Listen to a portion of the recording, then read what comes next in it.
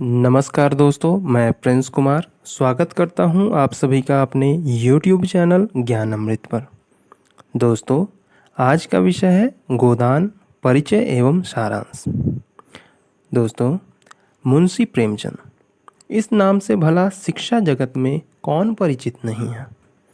और सिर्फ शिक्षा जगत ही नहीं, अपितु उपन्यास एवं कहानी में रुचि लेने वालों में कौन परिचित नहीं है। प्रेमचंद जी का नाम सुनते ही हमारे मन में कहानी, उपन्यासों के नाम स्वतः ही आने लगते हैं और साथ ही याद आने लगते हैं उनकी रचनाओं के पात्र। हीरा, मोती, झूरी, घीसू, माधव, होरी, धनिया, गोबर आदि आदि न जाने कितने पात्र। प्रेमचंद जी की रचना सिर्फ रचना न होकर एक अनुभूति है, एक अनुभव है। यही कारण है कि मेरी दृष्टि में प्रेमचंद्र सिर्फ एक रचनाकार न होकर एक सफल कलमकार हैं, जिन्होंने अपनी लेखनी के माध्यम से ग्रामीण समाज को, संस्कृति को साहित्य में अमर कर दिया है। गोदान, इस नाम से आप सभी भली भांति परिचित होंगे। किसी ने पढ़ा होगा, किसी ने नाम सुना होगा, किसी ने इसकी कहानी सुनी होगी। मतलब यह है कि आज लगभग हर साक्षर व्यक्ति प्रेमचंद और गोदान से भली भांति परिचित है। आज अनेकों परीक्षाओं में प्रेमचंद जी की कहानियों एवं उपन्यासों से प्रश्न पूछा जाता है। और आज मैं अपनी इस वीडियो में सामान्य जानकारी की दृष्टि से एवं परीक्षा की दृष्टि से गोदान उपन्यास पर जानकारी साझा करूंगा। तो दोस्तों, आइए अब विषय की शुरुआत करते हैं। और सबसे पहले मैं आपको यह बता दूं कि गोदान एक उपन्यास है, जो कि गद्य की एक प्रचलित विधा है। दोस्तों, उपन्यास शैली के बारे में उपन्यास विधा के बारे में मैंने अपने पूर्ववर्ती वीडियो में बताया था, जिसका लिंक जो है वो आपको डिस्क्रिप्शन में मिल जाएगा। तो दोस्तों, गोदान एक दोहरे कथानक वाला उपन्यास है। दोहरे कथानक मतलब इसमें दो नायक हैं, दो कहानियाँ साथ साथ चलती हैं। इसमें एक कथा ग्रामीण जीवन की और दूसरी शहरी जीवन की है। हम भी यहाँ पर दोनों कथाओं को एक एक कर ही समझने का प्रयास करेंगे। तो शुरुआत करते हैं ग्रामीण जीवन की कथा से, यानी होरी की कथा से। तो ग्रामीण जीवन की कथा तथा पूरे उपन्यास का मुख्य पात्र है होरी। होरी की पत्नी है धनिया, पुत्र गोबर, पुत्री है रूपा तथा सोना। दोस्तों, होरी बेलारी गांव में रहता है, जहां उसकी 5 बीघे की जमीन है।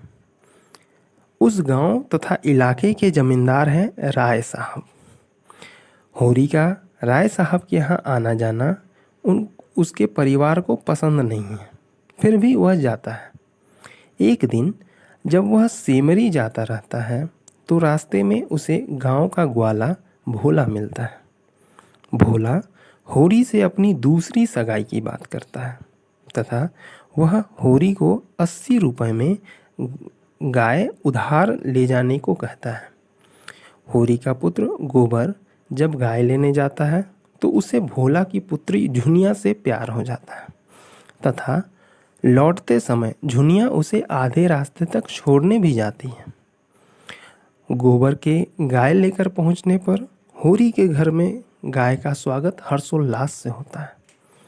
होरी बहुत प्रसन्न होता है और प्रेमचंद जी होरी की इस प्रसन्नता को बताते हुए लिखते हैं कि होरी श्रद्धा विह्वल नेत्रों से गाय को देख रहा था, मानो साक्षात देवी जी ने घर में पदार्पण किया हो। आज भगवान ने यह दिन दिखाया है कि उसका घर गौ के चरणों से पवित्र हो गया है। यह सौभाग्य न जाने कितने पुण्य प्रताप से। वे आगे लिखते हैं कि होरी सचमुच आपे में नहीं था। गौ उसके लिए केवल भक्ति और श्रद्धा की वस्तु नहीं, सजीव संपत्ति भी थी। वह उससे अपने द्वार की शोभा और अपने घर का गौरव बढ़ाना चाहता था। वह चाहता था लोग गाय को द्वार पर बंधे हुए देखकर पूछें, यह किसका घर है? और लोग कहें, होरी महतो का। गांव वाले सभी होरी की तारीफ करते हैं, परंतु गाय क्या आई, होरी के दुर्दिन भी साथ लाई। गाय का आना सभी को भाया, परंतु उसके भाई हीरा को पसंद नहीं आया, यहाँ तक कि वो गाय को देखने तक नहीं गया। सब कुछ हंसी खुशी बीत रहा था। तभी एक दिन राय साहब का कारिंदा नोखेराम लगान न चुकाने वालों को खेतों में हल न चलाने का फैसला सुनाता है। होरी पैसों का प्रबंध करने के लिए साहूकार झिंगुरी सिंह के पास जाता है, तो वह होरी को गाय बेचने को कह पैसे देने को राजी होता है। एक रात उमस के कारण होरी गाय को बाहर बांधकर अपने भाई शोभा से मिलने चला जाता है। जब वह वापस लौटता है तो देखता है कि हीरा गाय के पास खड़ा था। हीरा को देखकर होरी ठिठक जाता है। अगली सुबह गाय मरी पड़ी होती है, शरीर नीला होता है। लोगों का अंदाजा रहता है कि यह जहर से मरा है। धनिया हीरा को गालियाँ देती है तथा गांव भर में कोहराम मचा देती है। होरी अपने बेटे गोबर की झूठी कसम खाकर अपने भाई को बचाना चाहता है, परंतु हीरा घर छोड़कर भाग जाता है। होरी किसी तरह से कर्ज लेकर हीरा के घर को कुर्की होने से बचाता है, क्योंकि जब गाय जब मर जाती है तो पुलिस आती है, जिस कारण से पुलिस को कुछ पैसे देने होते हैं और पैसे नहीं देने के कारण कुर्की होने की नौबत आ जाती है।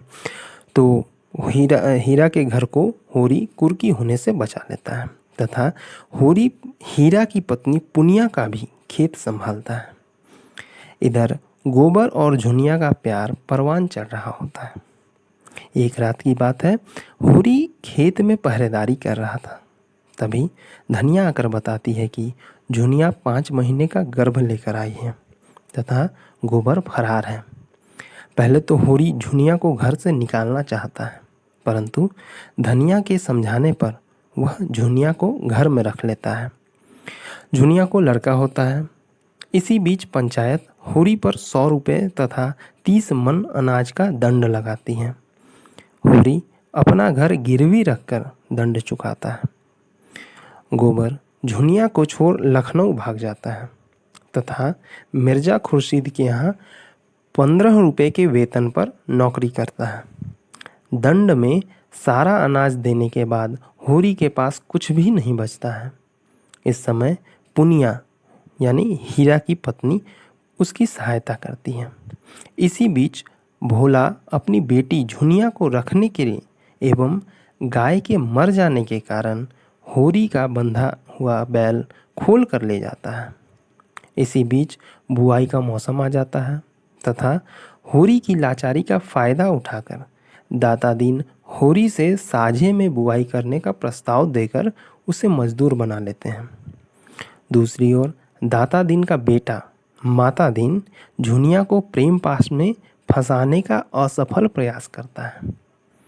उधर होरी जब ईख बेचने जाता है तो मिल मालिक से मिलकर महाजन सारा रुपया लिए गए कर्ज के रूप में वसूल लेता है। इन सब परिस्थितियों के बीच होरी दाता दीन के यहाँ मजदूर बन जाता है और मजदूरी करने लगता है। यहाँ तक कि एक दिन ईख काटते समय वह बेहोश भी हो जाता है। उधर गोबर शहर में खोमचा लगाने लगता है, जिससे उसकी आय बढ़ रही है। एक दिन वह गांव वापस आता है तथा अपने साथ सभी के लिए कुछ न कुछ उपहार भी लाता है। सभी महाजन गोबर की काफ़ी इज्जत करते हैं, परंतु होली के दिन कुछ मुखिया लोगों की नकल उतारकर गोबर एवं उसके साथी सभी महाजनों के आंखों की किरकिरी बन जाते हैं। होरी दाता दीन को लिए गए उधार के 30 रुपये की जगह 70 रुपये देना चाहता है, परंतु गोबर सरकारी रेट के अनुसार ऋण चुकाना चाहता है। इसी बात पर होरी और गोबर में तनातनी हो जाती है तथा गोबर झुनिया और अपने बेटे को लेकर शहर चला जाता है। इधर माता दीन और सिलिया के बीच का प्रेम मन की सीमा को लांघने के बाद तन की सीमा को भी लांघ देता है। सिलिया जाति की चमार है, जिस कारण से माता दीन उससे विवाह नहीं करना चाहता है और न ही घर में रखना चाहता है। लेकिन सिलिया का बाप हरखू माता दीन के मुंह में हड्डी ठूंसकर उसे भी चमार बना देता है। माता दीन सिलिया को घर में घुसने नहीं देता है, जिस कारण धनिया सिलिया को अपने घर में रख लेती है। सिलिया मजदूरी करके अपना दिन गुजारती है। होरी को अपनी बेटी सोना के विवाह की चिंता सताती है, जो कि 17 वर्ष की हो गई है। सोना का विवाह मथुरा से तय हो जाता है, लेकिन 200 रुपये दहेज में देने की बात सामने आती है। सोना को जब यह पता चलता है तो वह सिलिया के सहयोग से मथुरा से बात कर बिना दहेज के ही शादी करने को मना लेती है। इधर शहर आने पर गोबर देखता है कि उसके जगह पर अब कोई और खोमचा लगा रहा है, जिस कारण उसे नौकरी करनी पड़ती है और वह मिल मजदूर बन जाता है। झुनिया को गोबर की कामुकता पसंद नहीं आती है। झुनिया गर्भवती हो जाती है, परंतु कमजोरी के कारण झुनिया का बच्चा पैदा होते ही मर जाता है। इसके कुछ समय के बाद भी झुनिया और गोबर के बीच अनबन जारी रहती है, लेकिन वहीं की एक महिला चूहिया के सहयोग से झुनिया और गोबर अच्छे से रहने लगते हैं। झुनिया पुनः गर्भवती होती है और उसे पुत्र प्राप्त होता है, लेकिन तभी मिल की लड़ाई में गोबर घायल हो जाता है और झुनिया उसकी खूब सेवा करती है, जिससे दोनों अपने बीच की अनबन को भूलकर एक दूसरे के काफ़ी निकट आ जाते हैं। उधर गांव में सिलिया भी पुत्र को जन्म देती है। माता दीन सिलिया के पुत्र यानी अपने पुत्र से बहुत प्रेम करता है। वह चोरी छुपे उसे मिलने भी जाता है, परंतु कभी भी सिलिया से वह नहीं मिलता है। एक दिन उसका बेटा निमोनिया से मर जाता है, तो माता दीन समाज के सारे बंधनों को तोड़ सिलिया के साथ रहने लगता है। होरी की दशा दिन ब दिन गिरती जा रही है। नोखेराम बेदखली का दावा करता है। माता दीन होरी को कहता है कि रूपा का विवाह अधेर राम सेवक महतो से कर दो और कुछ रुपए उधार ले लो। होरी यह सुनकर दुखी हो जाता है, परंतु अंततः उसे यह बात माननी पड़ती है। दोस्तों, इसके आगे की कथा शहरी कथा से जुड़ी हुई है, अतः पहले शहरी कथा सुना दूं, फिर उपन्यास के अंत की ओर आगे बढ़ेंगे। तो दोस्तों, प्रारंभ करते हैं शहरी कथा की। तो राय साहब अमरपाल सिंह सेमरी गांव में रहते हैं। होरी राय साहब की बहुत इज्जत करता है। राय साहब अपनी असुविधाओं को बताकर चाहते हैं कि होरी टैक्स वसूली में उनकी मदद करे। इसी समय उनका मुंशी आकर कहता है कि मजदूर बेगार करने से मना कर रहे हैं, तो राय साहब उन्हें हंटर से ठीक करने को कह चले जाते हैं। गोबर राय साहब को रंगा सियार कहा करता है। सेमरी में प्रतिवर्ष राय साहब रामलीला नाटक करवाते हैं। होरी उसमें 5 रुपये नजराना देता है। राय साहब के सभी मेहमान रामलीला देखने आते हैं।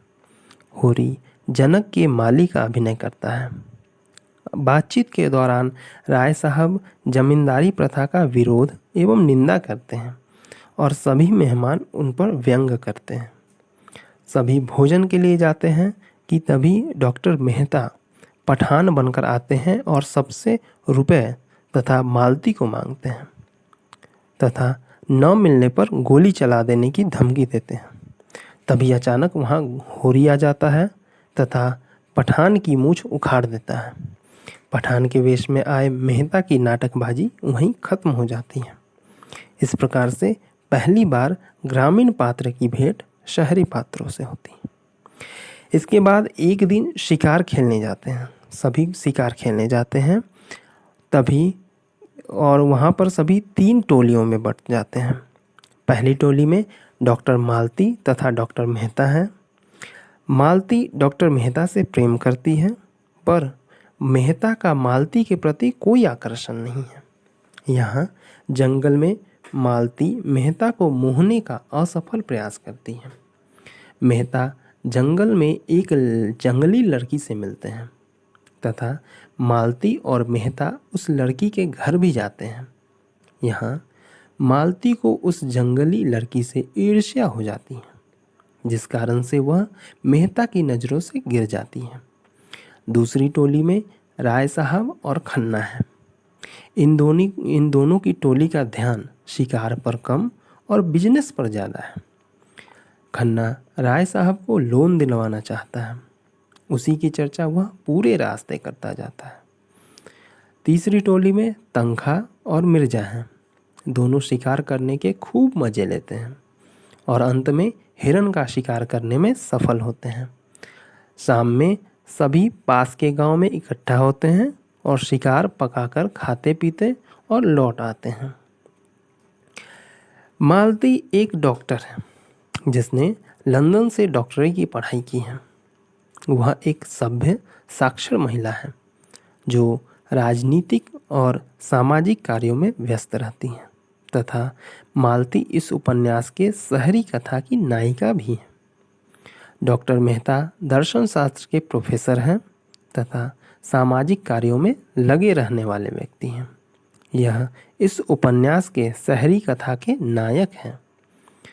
मालती डॉक्टर मेहता को पाने के लिए कोई कसर नहीं छोड़ती है। मालती के सहयोग से मेहता विमेंस लीग में महिला सशक्तिकरण पर जोरदार भाषण देते हैं। उपन्यास के एक और पात्र हैं मिस्टर खन्ना। वह एक मिल मालिक है तथा उद्योगपति हैं। उनकी पत्नी है गोविंदी। खन्ना और गोविंदी के रिश्ते ठीक नहीं हैं और जब से खन्ना ने मालती को देखा है वह उसी पर लट्टू है, जिससे खन्ना और गोविंदी के रिश्ते टूटने की कगार पर पहुंच चुके हैं। एक दिन मालती मेहता को अपने घर खाने पर बुलाती हैं और वहीं पर मेहता मालती पर आरोप लगाते हैं कि उसी के कारण मिस्टर खन्ना और गोविंदी के बीच अच्छा रिश्ता नहीं है। यह सुनकर मालती बिगड़ जाती है और घर के भीतर चली जाती है। एक दिन गोविंदी मिस्टर खन्ना के व्यवहार से तंग आकर घर छोड़कर चली जाती है, लेकिन रास्ते में पार्क के पास उनकी मुलाकात मेहता से हो जाती है। तब मेहता उसे समझा बुझाकर घर लौटा देते हैं। राय साहब को कई समस्याएं हैं। उनको बेटी का विवाह करना है, बेटे का विवाह करना है, अदालत में एक बड़ा मुकदमा है जो ज़मीन से जुड़ा हुआ है, चुनाव भी लड़ना है। इन सभी का चित्रण उपन्यास में किया गया है, जिससे कहानी धीरे धीरे आगे बढ़ती रहती है। राय साहब राजा साहब के विरुद्ध चुनाव लड़ना चाहते हैं, अतः उन्हें पैसों की आवश्यकता थी और जब उन्हें कोई पैसा नहीं देता है तब खन्ना कमीशन पर पैसे दिलवाता है। राय साहब चुनाव जीत जाते हैं। इसके साथ ही वह ज़मीन से जुड़ा मुकदमा भी जीत जाते हैं। उधर राय साहब की बेटी मीनाक्षी की शादी भी हो जाती है। तभी एक दिन खन्ना के मिल में आग लग जाती है, जिससे खन्ना परेशान रहने लगते हैं। मिल को फिर से स्थापित किया जाता है। मिल में नए मजदूर ठीक से काम नहीं कर पाते हैं, अतः पुराने मजदूर फिर से ले लिए जाते हैं। अब खन्ना और गोविंदी के बीच का मनमुटाव समाप्त हो गया है। एक दिन मेहता और मालती सेमरी जाते हैं तथा वहीं से बेलारी भी पहुंच जाते हैं। डॉक्टर मेहता होरी को पहचान लेते हैं तथा होरी के घर पर रुकते भी हैं। मालती स्त्रियों को बच्चों की देखभाल एवं साफ सफाई के लिए समझाती हैं। मेहता मालती के इस रूप पर मुग्ध हो जाते हैं। प्रेमचंद जी कहते हैं कि यह आकर्षण रूप का नहीं बल्कि गुण का है। गांव से वापस आने पर मालती सेवा व्रत में लग जाती हैं। उधर चुनाव हारने के बाद राजा साहब अपनी बेटी की शादी राय साहब के बेटे रुद्र प्रताप से करना चाहते हैं, परंतु रुद्र प्रताप मालती की बहन सरोज से प्रेम करता है और विवाह करके लंदन चला जाता है। इधर राय साहब की बेटी और दामाद के बीच तलाक हो जाता है तथा एक नए मुकदमे में वह जीती हुई जमीन पुनः हार जाते हैं। इन सब का राय साहब पर बहुत प्रभाव पड़ता है तथा वे सांसारिक मोह को समझ जाते हैं और ईश्वर भक्ति की ओर अग्रसर होते हैं। दोस्तों, अब समय आ गया है कि जब ग्रामीण पात्र और शहरी पात्र सीधे सीधे एक साथ रहते हैं। तो हुआ यह कि एक दिन मालती की भेंट गोबर से हो जाती है और वह उसे अपने यहाँ माली रख लेती है। गोबर अपनी पत्नी झुनिया और बेटे मंगल के साथ मालती के घर में रहकर काम करने लगता है। यहीं मालती यह जानती है कि गोबर होरी का पुत्र है।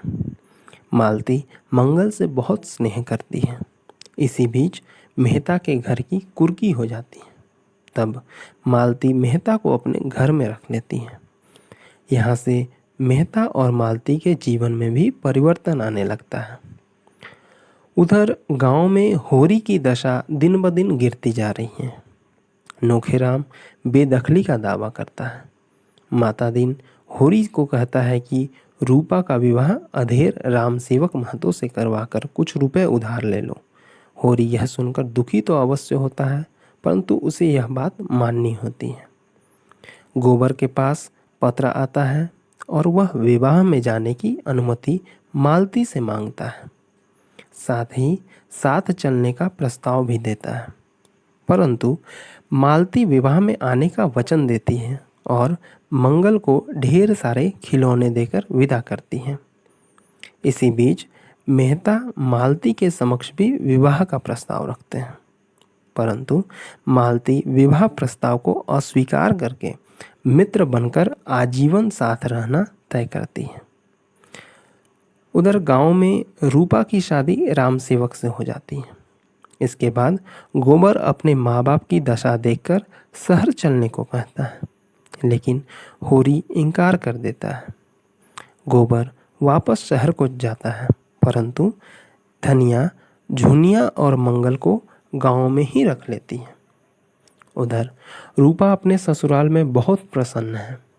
रूपा अपने ससुराल की समृद्धि देख एक गाय अपने घर भेजना चाहती है और राम सेवक से पूछकर अहीर द्वारा भेजना तय हो जाता है। इधर होरी अपने पोते मंगल के लिए गाय की इच्छा करता है।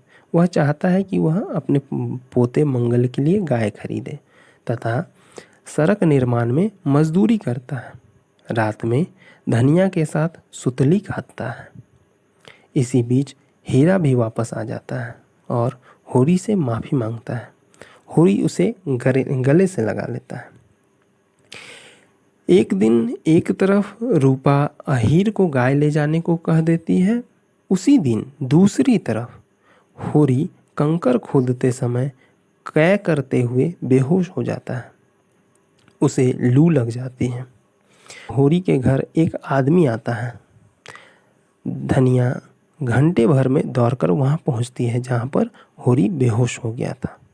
पीछे पीछे हीरा और शोभा भी आते हैं। होरी को घर लाया जाता है। धनिया घरेलू उपचार करती हैं। होरी में जीवन का कोई लक्षण न देख हीरा धनिया से कहता है, भाभी दिल करा करो, गोदान करा दो, दादा चले। धनिया ने उसकी ओर तिरस्कार की आंखों से देखा। अब वह दिल को और कितना कठोर करे। अपने पति के प्रति उसका जो कर्म है, क्या वह उसको बताना पड़ेगा? जो जीवन का संगी था, उसके नाम को रोना ही क्या उसका धर्म है? और कई आवाज़ें आती हैं, हाँ गोदान करा दो, अब यही समय है। धनिया यंत्र की भांति उठी।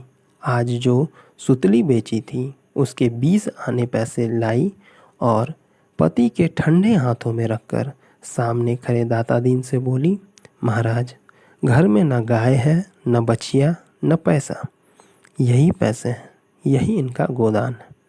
और पछाड़ खाकर गिर पड़ी।